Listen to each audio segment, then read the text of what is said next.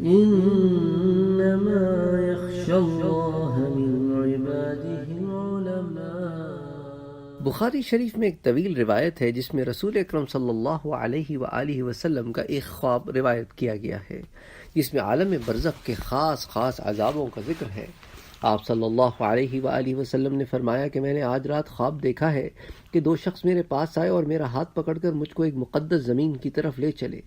دیکھتا کیا ہوں کہ ایک شخص بیٹھا ہوا ہے اور دوسرا کھڑا ہوا ہے اور اس کے ہاتھ میں لوہے کا زنبور ہے۔ اس بیٹھے ہوئے شخص کے کلے کو اس سے چیر رہا ہے یہاں تک کہ گدی تک جا پہنچتا ہے، پھر دوسرے کلے کے ساتھ بھی یہی معاملہ کرتا ہے اور پہلا کلہ اس کا درست ہو جاتا ہے اور پھر اس پہلے کلے کے ساتھ ایسا ہی کرتا ہے۔ میں نے پوچھا کہ یہ کیا بات ہے؟ وہ دونوں شخص بولے آگے چلو۔ ہم آگے چلے یہاں تک کہ ایک ایسے شخص پر گزر ہوا جو لیٹا ہوا ہے اور اس کے سر پر ایک شخص بھاری پتھر لیے کھڑا ہے۔ یہ کھڑا ہوا شخص اس پتھر سے اس لیٹے ہوئے شخص کا سر نہایت زور سے پھوڑتا ہے۔ جب وہ پتھر اس کے سر پر دے مارتا ہے تو پتھر لڑک کر دور جا گرتا ہے۔ جب وہ اس کو اٹھانے کے لیے جاتا ہے تو ابھی تک لوٹ کر اس کے پاس آنے نہیں پاتا کہ اس کا سر جیسا تھا ویسا ہی ہو جاتا ہے اور پھر اس کو اسی طرح پھوڑتا ہے۔ میں نے پوچھا یہ کیا ہے؟ وہ دونوں بولے آگے چلو، یہاں تک کہ ہم ایک غار پر پہنچے جو مثل تنور کے تھا اور اوپر سے تنگ تھا، نیچے سے فراخ تھا۔ اس میں آگے آگ جل رہی تھی اور اس میں بہت سے ننگے مرد اور عورتیں بھرے ہوئے تھے۔ جس وقت وہ آگ اوپر کو اٹھتی تو اس کے ساتھ وہ سب اوپر کو اٹھ آتے تھے یہاں تک کہ قریب نکلنے کے ہو جاتے تھے۔ پھر جس وقت آگ بیٹھتی تو وہ بھی سب نیچے چلے جاتے۔ میں نے پوچھا یہ کیا ہے؟ وہ دونوں بولے آگے چلو۔ ہم آگے چلے یہاں تک کہ ایک خون کی نہر پر پہنچے۔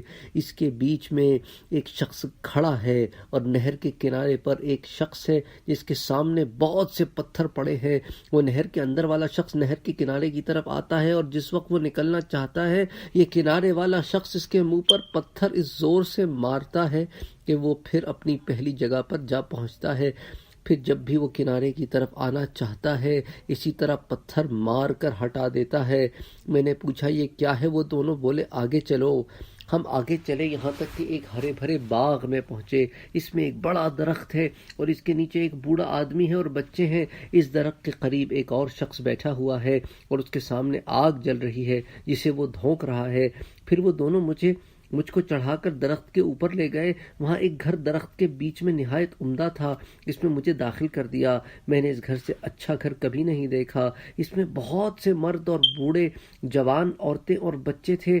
پھر اس سے باہر لا کر اور اوپر لے گئے۔ یہاں ایک گھر پہلے گھر سے بھی عمدہ تھا، اس میں لے گئے۔ اس میں بوڑھے اور جوان تھے۔ میں نے ان دونوں شخصوں سے کہا کہ تم نے مجھ کو تمام رات پھرایا، اب بتاؤ کہ یہ سب کیا اسرار تھے؟ انہوں نے کہا وہ جو تم نے دیکھا کہ جس کے کلے چیرے جاتے تھے وہ شخص جھوٹا ہے جو جھوٹی باتیں بیان کرتا تھا اور وہ باتیں جہان میں مشہور ہو جاتی تھیں۔ اس کے ساتھ قیامت تک یوں ہی کیا جاتا رہے گا۔ اور جس کا سر پھوڑتے ہوئے دیکھا وہ شخص ہے کہ اللہ نے اس کو علم قرآن دیا، رات کو اس سے غافل ہو کر سو رہا تھا اور دن کو اس پر عمل نہ کیا۔ قیامت تک اس کے ساتھ یہی معاملہ رہے گا۔ اور جن کو تم نے آگ کے غار میں دیکھا کہ وہ زنا کرنے والے لوگ ہیں، جن کو خون کی نہر میں دیکھا وہ سود کھانے والے ہیں، اور درخت کے نیچے جو بوڑھے شخص تھے وہ حضرت ابراہیم علیہ السلام تھے، اور ان کے ارد گرد جو بچے تھے وہ لوگوں کی نابالغ اولاد ہے، اور جو آگ دھونک رہا تھا وہ مالک داروغہ دوزخ کا ہے، اور پہلا گھر جس میں آپ داخل ہوئے وہ عام مسلمانوں کا ہے اور دوسرا گھر شہیدوں کا ہے، اور میں جبرائیل ہوں اور یہ میکائیل ہیں۔ پھر بولے سر اوپر اٹھاؤ۔ میں نے سر اٹھایا تو میرے اوپر ایک سفید بادل نظر آیا۔ بولے کہ یہ تمہارا گھر ہے۔ میں نے کہا مجھے چھوڑ دو، میں اپنے گھر میں داخل ہو جاؤں۔ بولے ابھی تمہاری عمر باقی ہے، پوری نہیں ہوئی، اگر پوری ہو چکی ہوتی تو ابھی چلے جاتے۔ اس حدیث کو مشکات شریف میں روایت کیا گیا ہے۔